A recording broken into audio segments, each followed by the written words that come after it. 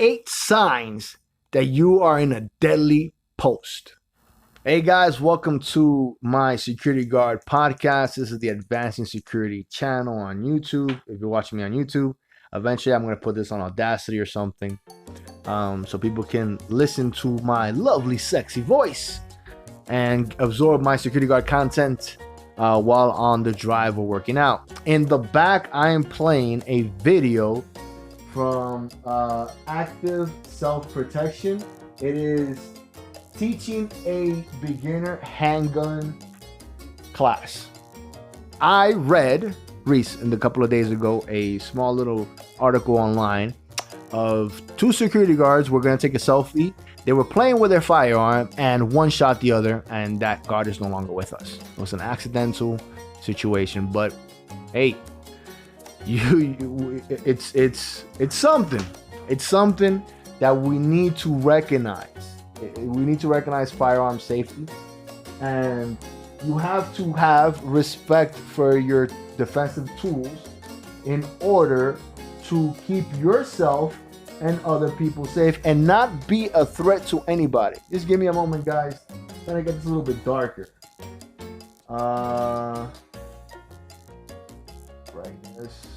Eventually, I want to make a video talking about some of the best YouTube online resources for security guards. This is one of the best channels you can watch about gun safety and self-defense. I hope one day I could get to his level. I hope, or maybe I could get the chance to work with him and his team from Active Self-Protection. They do God's work, I want to say, right? So today we have 2 segments and maybe a third one, I'm not sure. And I'm gonna try to keep this as sweet as short as possible. For those that are new to my podcast, I like to keep it, 2 to 3 segments and 20 or 30 minutes long. And the reason is that I have limited time. I have to do a little bit of editing, a little bit of research, and then I do everything off my cell phone. I have pretty much 2.5 gigs on my cell phone, and then I have to upload it. And I do this all during my time off because I am a passionate security guard. So, Security Guard podcast number 3. This is the Advancing Security Guard channel on YouTube. I'm your host, your virtual coach, Jay Gutierrez, a passionate, loving security guard. All right, guys. So, first segment is going to be the Great Resignation, and the second segment is going to be about breaking down the statistics of security guard deaths for 2021. So let's first start with the Great Resignation. I have a small article. I'm only going to read a little bit of it from hbr.org. You can find it online. It's titled Human Resource Management: Who is Driving the Great Resignation by Ian Cook. This was written on September 15, 2021. And I think this is relevant for security. We need to quit our terrible jobs in order to change security. In order for us to find better opportunities for ourselves out there. So let me read this. According to the U.S. Bureau of Labor Statistics, 4 million Americans quit their jobs in July 2021. Resignations peaked in April and have remained abnormally high for the last several months, with a record-breaking 10.9 million open jobs at the end of July of 2021. How can employers retain people in the face of this tidal wave of resignation? Now, this is a pretty good article that they explain a lot of things that break it down. This will also lead on to the statistics, generating statistics for security guard deaths and what we can do to prevent it and what we can learn from them. All right. I haven't been in the security guard field in almost a year and a half, and that is because I was transitioning from New York to Pennsylvania. And I'm currently waiting for March to come so I could take my Act 235 and become and get certified in lethal weapons training for Pennsylvania, where I could become an armed security guard. And as I've been waiting, as I've been transitioning from New York to Pennsylvania, I have been taking whatever job I can take in educational way, strategically. My boy put me on a job in a warehouse. I didn't find it so hard on some level. It was basic. It was just really taxing on the body. And it was my first job. I worked at the big W with the blue sign. They sell everything online. and they sell everything. I want to keep it at the W. You know what I'm saying? You could research which one I'm talking about. So I was working at their biggest distribution center here in Pennsylvania, Pottsville, Pennsylvania. It was a little bit of a drive. My shift was from 5 to 2. I want to say 5 to 1. I can't remember. And I was an order filler. This job was new, this type of job was new to me, and eventually I quit. I gave my I didn't quit. I resigned. I gave them my letter formally, and I say, hey, this isn't working out.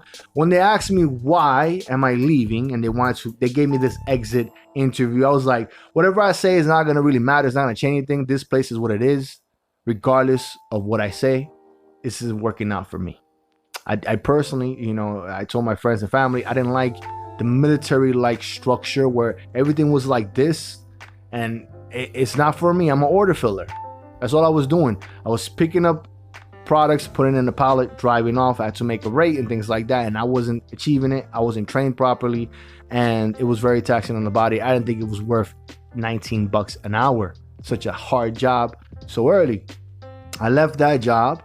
I did an exit strategy. I didn't leave that job, just left it. I looked for another job. That other job was paying me $25.50. It's still not a security guard job. It was a warehouse job. Order filler, loading onto trailers. You order something online. It could be a swimming pool, whatever it is. I put those boxes in the trailer, in those trucks, so they could get to your house. That's what I was doing, getting paid pretty well. But then eventually management kept changing. I had 7 different managers in less than 6 months, and we had to constantly reinvent the wheel. I was not comfortable anymore in that job. And I have to mention something, man. There was some racism going on. I'm being straight up with you guys. This happens everywhere around the world, and some people don't see it, and it's sometimes it's bliss living in ignorance, but I saw it. All of management was Caucasian white, and nothing wrong with being white, by the way. I don't think there is. Being Euro-American, whatever. But when I came in, there were other minorities working in management, and then one clean sweep. That was ridiculous, and it went like that for months, and it brought morale really down because most of the people that were working there were Hispanic or minorities, and we were like, what happened here? So that kind of made us feel like we had no chance to go from entry level to intermediate management, whatever, right? And that affected me. I was like, I don't like this. On top of that, because you could tolerate certain level of things and you could call it selling out, whatever, right? For $25.50 an hour with a job you're only working 4 times a week. I was only working 4 times a week, did the 10-hour shifts, Saturday to Tuesday. They took away my shift and they switched me to another shift. So eventually the wage went down to $18.50, and I was spending $200 on gas a month. That was too much money on gas. And they switched my work schedule without even asking me. And you don't mess with my money. You don't mess with my money. That's how I see it. Because when you mess with my money, you mess with my family. All right? That's the way I see it. That's the way we should all see it. We should all have a mercenary type of businessman mentality. We work for the highest bidder that offers us the best benefits. We're the employees. We're exchanging our time for money. Keep that in mind, right? So I left that job for another job. The way I left that job, that second job, because we're talking about the Great Resignation here, guys. I'm trying to influence people to understand when it's time to call it quits on the shitty security guard job. I gathered my PTO, and during that time, I went scouting. I went and I found a better job, what I thought was a better job, and I saw a little red flag with that job. And it was because I got the job. It was another warehouse. And the day before I started officially working, they sent me a water bottle, not a kind of this, but a thermos. It was beautiful. It's beautiful. And 1 second.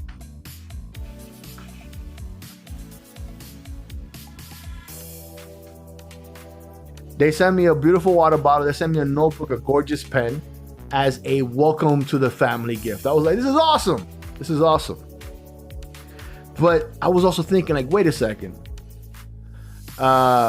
This is great and all, but is this Like I see like a hot chick that's dead inside with diseases or something. Is this one of those scenarios where you're giving me a presentation of everything is great, and then really when I'm in the muck of it, it is a terrible position? And it was when I started working there, because they told me every once in a while probably come in at 4:30. I was like, all right, every once in a while, that's okay. Once in a while. I get to working and the employer told me, nah, man, I've been working since 4:30 in the morning, overtime, for 7 months. And this guy tells me, my son told me the following: Mommy, papi no play with me. Papi work, papi sleep. His 3-4-year-old son told him that. And that broke my heart because I have a 3-year-old toddler and I have to be there for him or else I'm going to raise a criminal. You know, if mom and dad ain't there, statistically speaking, they could get more vices, they could be on drugs, they can the chances of them not doing anything with their life and doing something wrong greatly increases, right? So I haven't even completed there a week yet, and I started looking for another job, which I did find another job. I started next week, and it makes more money. I want to set up, instead of me getting paid $18.70 for this job that's telling me to come at 4:30 in the morning, and I'm not getting nighttime payment. That's another thing. They're not paying me that extra $1.50, whatever, to work night shift, because 4:30 in the morning, that's night shift, baby. There's other place, humane hours, 6 to 2:30, $22.50. How you like that? But I would not find that job if I didn't network. If I wasn't being cool with people, because the person that told me about that job was the same person that was leaving that told me the story about his kid. Said, "Papi no just work, Papi no play, Papi just sleep." And you have to quit your jobs. You have to quit your damn terrible jobs. You have to. You have to make a quick assessment. Go, this is bullshit. Out of here. Great Resignation is real, and it's nothing new. And we have to work more on it until we find that special place we could call home, a special lady or guy, right? So that's the first segment. All right, guys. Great Resignation. Quit your terrible jobs. Notice red flags. Give them a chance. Give your bad job a chance.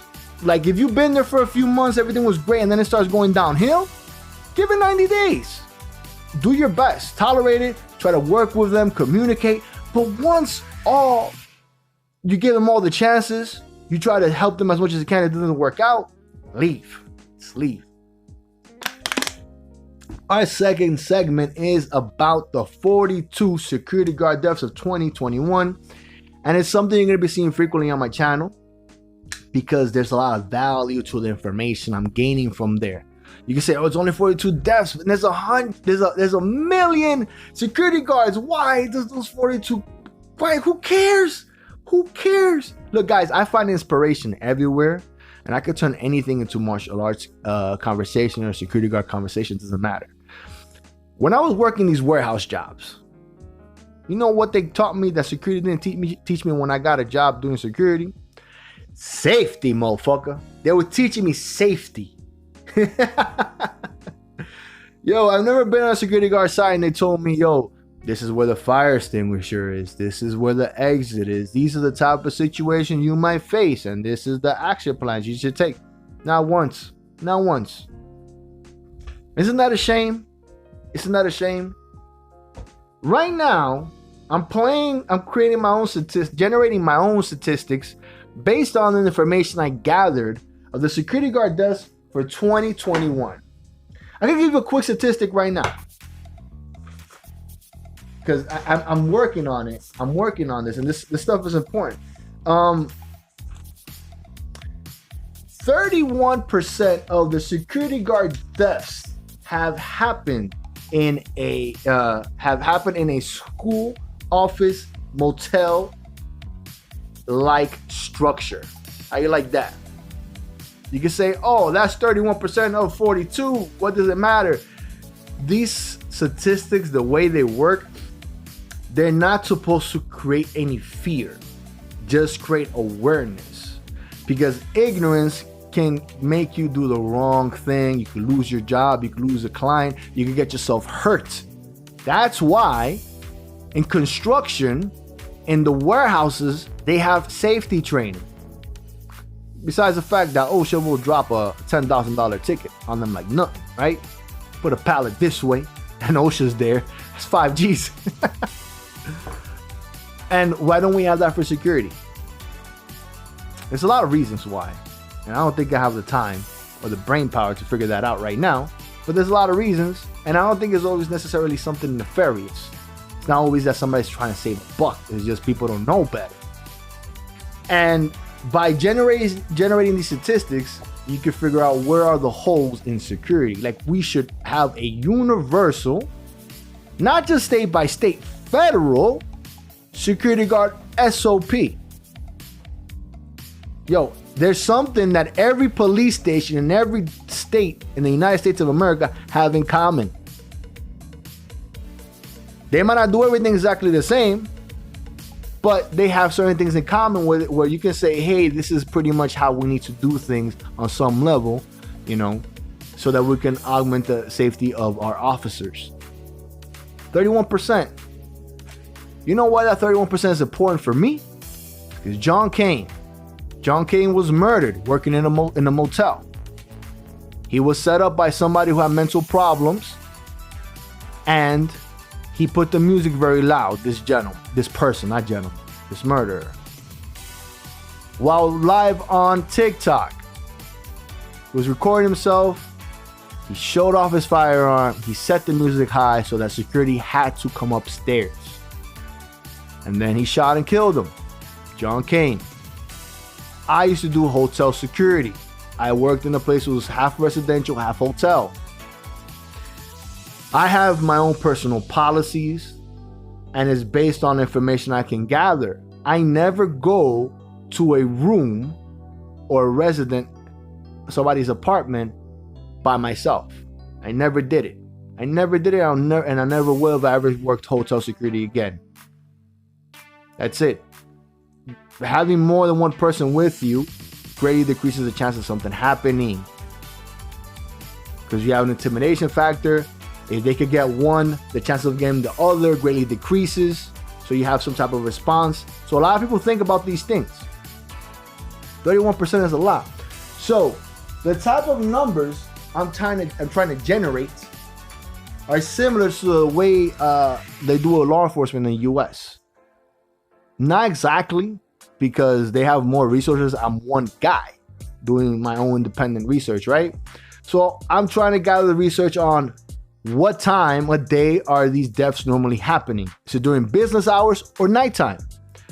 What type of structure? Is it office, apartment, hotel-like structure? Is it concerts? Is it malls? Is it nightlife? Nightlife will mean bar, restaurants. Pretty much nightlife that revolves around special event and alcohol. What this happening during weekdays or weekends? The specific of Monday to Friday, I think I don't really need those numbers, but I want to know when is this normally happening? Then the cause of death. Was this mutual combat? Was this sorry guys. Was this mutual combat? Was this a stabbing? Was this a shooting? Was the guard hit with a blunt object, a bat or a stick or something? These are numbers that are important in order for us to determine what type of combative training we need, standard operational procedures, emergency action plan, and preventive action plans.